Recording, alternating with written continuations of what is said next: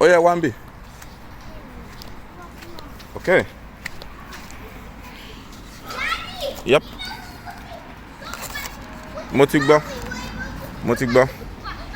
Ẹnìkan máa mú fóònù lọ́wọ́ tó máa ṣe fídíò àwọn yòókù títí tẹ́ fi máa dé. Èmi ò ní tẹ̀lé yín. Okay? Ó ti yẹ nísìn. Èmi ò ní tẹ̀lé yín. Ọ̀ràn tí yìí sọ́pọ̀ ọ̀ràn tí sáà ní sùúrù. Màá gbé ẹ̀rọ ìbánisọ̀rọ̀ fún Kamil ta ló máa ṣe fídíò nu yín. Tẹ́ fi padà dé mo fẹ́ wo bí gbogbo ẹ ṣe lọ nínú ilé ìtajà bẹ́ẹ̀ ṣe mú gbogbo nǹkan tẹ́ fẹ́ ó ti yọ nísìn kó fi lè rọrùn ní ọ wá fi hàn mọ́mí àti dáàdì tẹ́ bá dé báwo sọ pé a fi lè mọ bẹ́ẹ̀ ṣe ra nǹkan tẹ́ ra bẹ́ẹ̀ ṣe mú bẹ́ẹ̀ ṣe gbẹ. Adam ní gbé fún Kamil ara Kamil balẹ̀ ṣùgbọ́n ara Adam balẹ̀ sọ pé ara Adam lè ṣe fídíò dáadáa àbí tó bá tẹ̀ nǹkan kò sí wàhálà ẹ̀ mọ̀ bọ̀ wálé. Ìwọ lọ ṣàgbàtẹ̀rù ìwọ lọ ra nǹkan ìwọ ló mú gbogbo ẹ̀ ìwọ lọ ra nǹkan lọ sanwó ó ti yọ nísìn ó yá pè wọ́n wá Kamil Adam ẹ wá ń bì ok Yacoob wá so níbo lẹ́ ń lọ báyìí nísìn. Ilé ìtajà kí lẹ fẹ́ lọ ṣe ilé ìtajà. Ẹ fẹ́ lọ ra oúnjẹ ṣé ẹ̀ ń dá lọ ni àbí ẹnìkan tẹ̀lé yín lọ. Ẹ̀ ń dá lọ ni ẹ̀yin mélòó. Ìwọ àìtání. Ok. Báwo ló ṣe wá rántí àwọn nǹkan tẹ́ fẹ́ rà tó bá délé ìtajà? Báwo ló ṣe máa rántí? Pẹ̀lú tákàdá yìí. Pẹ̀lú tákàdá yìí. Ó yá kí làwọn nǹkan tó fẹ́ rà? Sọ fún mi kí n wò. Mo fẹ́ ra kíni? Mo fẹ́ ra dáàdì. Mo fẹ́ ra àwọn ẹ̀yìn. Mo fẹ́ ra chocolate. Mo fẹ́ ra búrẹ́dì. Mọ́mí mo fẹ́ ra búrẹ́dì. Méjì chocolate. Mo fẹ́ ra tolótoló. Mo fẹ́ ra kíni? Dáàdì. Kíni? Kí ló tún fẹ́ rà sí? Àná sọ aláàkúbà. Bàmú. Aláàkúbà. Kí ló fẹ́ rà sí? Sẹ́mi yẹ báyìí. Yóò ní ra wàrà. Mo máa ra wàrà ni. Àti kí n ó di tán. Ó ti tán. Ok. Kí ló fi kọ nǹkan tó kọ síbi tákàdá yẹn? Gègé o ṣeun. Ó yá Adam wàá mú fídíò lọ́wọ́ kó mọ̀ ṣe fídíò òun ó ti yọ nísìnyí títí dá fi dé ni o. Irọ́ jẹ́ kí Adam ṣe. Tó bá tẹ̀ nǹkan bẹ̀ tí ò ní ṣe mú ní sọ̀rọ̀. Àbí síkú máa lọ pẹ̀lú wọn. Ó máa lọ pẹ̀lú wọn ṣe fídíò wọn bọ́n ṣe ń lọ. Adam ó yá Kamil tẹ̀lé wọn bá mú kọ́kọ́rọ́ mi. Mọ ń jókòó de yín ta nílò rẹ̀ nísìnyí ń jókòó de yín ta tẹ́ fi dé ok. Adam ó yá ẹ tètè lọ mò ń dúró de ó ṣe fídíò wọn mọ́ ni ó ṣe fídíò wọn tẹ́ fi dé ni.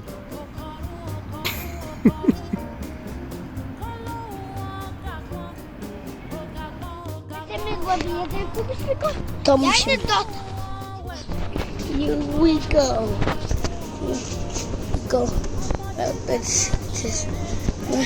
I show you around here.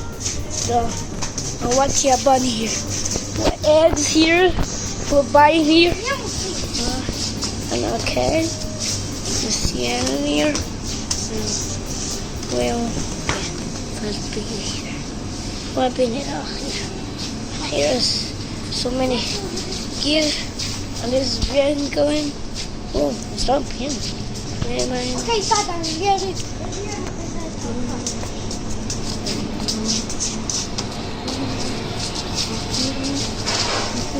Oh! Yeah. You have to move in there. Wash yours. Yeah. Yeah. Take his little punch. Down to chocolates. We're buying now.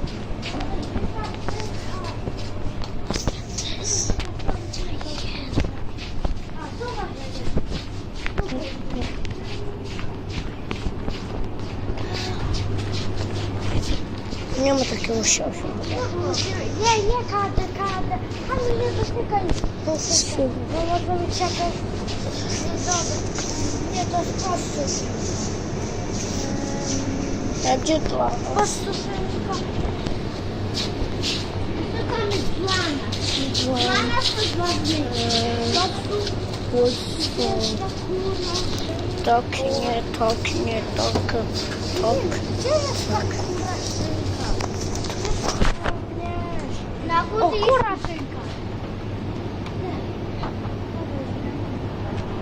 Kula synka policemen well by now this cans now we get turkey.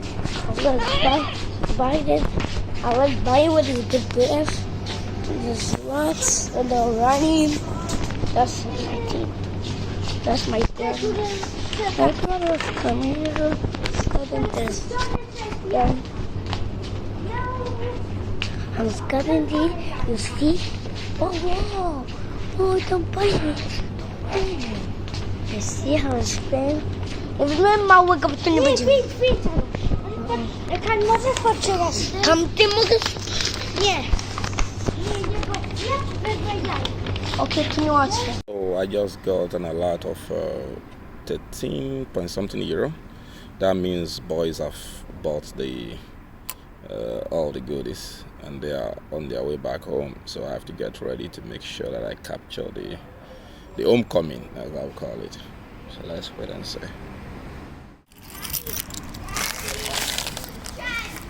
Any look in it?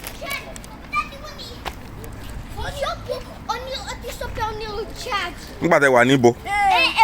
Ngba te wà níbo?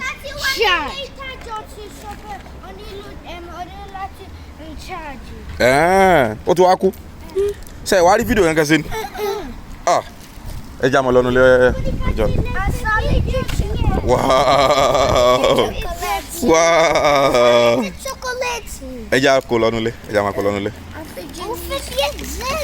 Ó yá, mú kèmí wá, ìkèmí dá. Ẹ ṣé o. Bẹ́ẹ̀ sì sanwó mo ti rí bí ìpẹ́ di sanwó. Chocolate ẹ lọ jẹnu lé. Ìyá yóò ní sọ pé kẹ́ mọ́ jẹ òní lọ́jọ́. Òní lọ́jọ́ Ẹtì.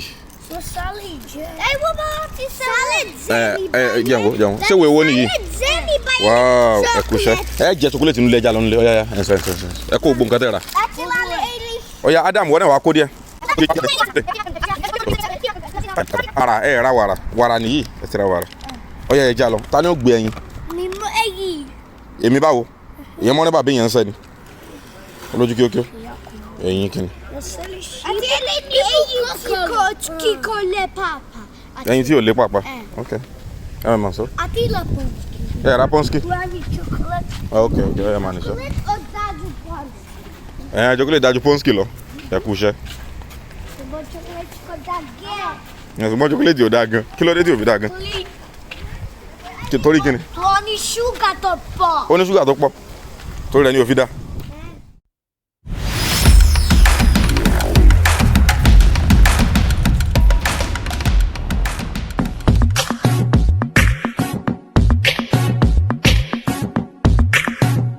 Ọmọ Yorùbá lèmi o. Kindly subscribe to our YouTube channel, Yoruba Pikin, and remember to hit the notification bell to enjoy more of our videos. Thanks for watching. Bye. Ó dàbọ̀.